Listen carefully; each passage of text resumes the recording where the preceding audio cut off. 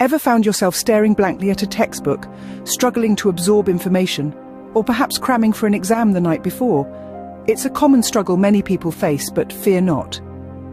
Today, we'll dive into some effective study techniques that can turn these challenges around. First off, let's tackle the Pomodoro technique.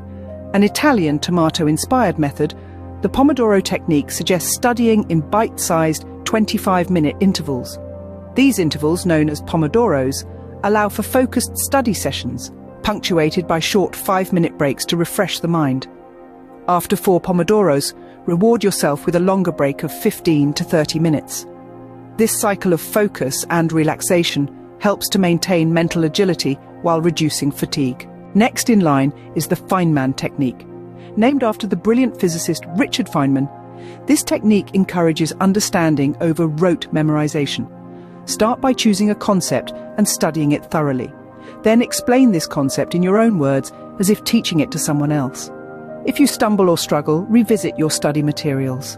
This method reinforces understanding and exposes gaps in your knowledge. Our third technique is the Cornell note-taking system, a systematic format for condensing and organizing notes. Divide your paper into 3 sections: cues, notes, and summary. During a lecture or while reading, fill the notes section with main ideas and facts. Afterward, review these notes and jot down questions or keywords in the cues section. Finally, summarize the material in the summary section.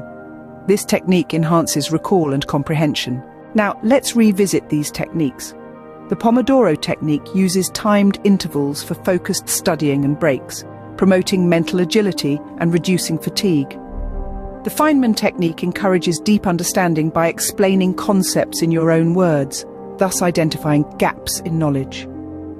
Lastly, the Cornell note-taking system organizes notes into cues, notes, and a summary to enhance recall and comprehension. Each of these techniques has its own merits, but it's important to remember that effective studying is not a one-size-fits-all process.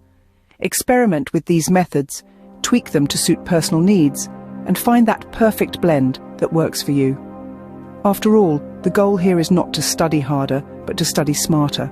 So, gear up, dive into these techniques, and transform your study routine into a more effective and enjoyable process.